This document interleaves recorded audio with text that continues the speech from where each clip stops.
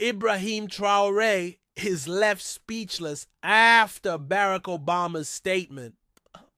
A quiet morning in the capital city of Ouagadougou suddenly turned eventful when President Ibrahim Traore received unexpected news from the other side of the globe. While he was engrossed in reviewing documents on local policy progress, his assistant Marie hurried into the room with a worried look. "Mister." She handed him a tablet streaming a live press conference in the United States, where former President Barack Obama was speaking about global leadership and the changes the world must face. What stunned President Traore was not the content about global issues, but the fact that his name and the nation of Burkina Faso were mentioned so respectfully before thousands of international spectators. Burkina Faso, Obama said, his voice echoing throughout the hall, is a prime example that small nations can also create major transformations. Under the leadership of Ibrahim Traore, this country is proving that self-reliance and dignity are not just ideals, but achievable realities. Traore could hardly believe his ears. He kept watching as Obama emphasized, Traore has rejected traditional aid models, building a future based on mutual respect. After this statement, the American audience erupted in applause, while images of projects initiated by Traore appeared behind Obama. Farmers cultivating reclaimed land, children studying in newly built schools, and young scientists developing technological solutions for local problems. Traore slowly put down a tablet, still in shock. "I never thought I'd hear my name mentioned by someone like Barack Obama," he muttered. Marie could not hide her excitement. "Mr. President, this is unbelievable. The whole world is witnessing the impact of what you've done." But Traore remained silent, deeply feeling the weight of those words. He understood that this was not just a personal honor, but the result of all the people of Burkina Faso, those who strive every day to build a better future. "Marie," he said after a few moments of reflection, "we must respond, but not with pride, with gratitude and humility." Marie nodded, beginning to prepare the next steps. She knew this moment would be a turning point for both the president and the nation.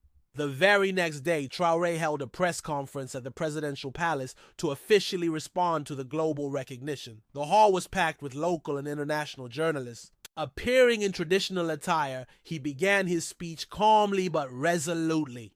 "Yesterday, Mr. Barack Obama made remarks about our country that truly left me speechless. What moved me most wasn't the praise for myself, but the recognition of the efforts of all the people of Burkina Faso." At the event, he announced the Sovereign Future Program, a new initiative empowering local communities to develop sustainable solutions without outside intervention. This program is not just a policy. It is proof that we can take care of ourselves, and most importantly, show the world that Africa does not need to be saved, but needs to be respected. In response to this announcement, many international journalists expressed skepticism about the feasibility of such a project without external resources. Traore replied, "Everything involves risk, but the greatest risk is accepting help that compromises our dignity. I believe in the potential of our people, and I know they will not disappoint us." Immediately, his statement spread rapidly on social media, sparking lively debates about sovereignty, self-reliance, and Africa's role on the global stage.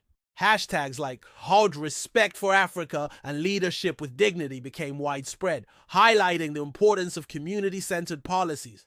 Meanwhile, Traore's team worked urgently to implement the new program. The Minister of Agriculture collaborated with village chiefs to identify areas in need, while Marie, the social coordinator, visited villages to listen to farmers' wishes. An elderly farmer emotionally said, "Finally, we have the chance to farm our own land and feed our families." Traore's initiative quickly spread to neighboring countries. In Nigeria, a group of young people launched the Value Your People campaign to raise funds for sustainable rural development projects. At a ceremony honoring the achievements of the Sovereign Future program, Traore met Fatou, a woman who had learned carpentry through the program and was now teaching other women. Before, I couldn't even feed my children. Now I can help other women build their future," Fatou shared.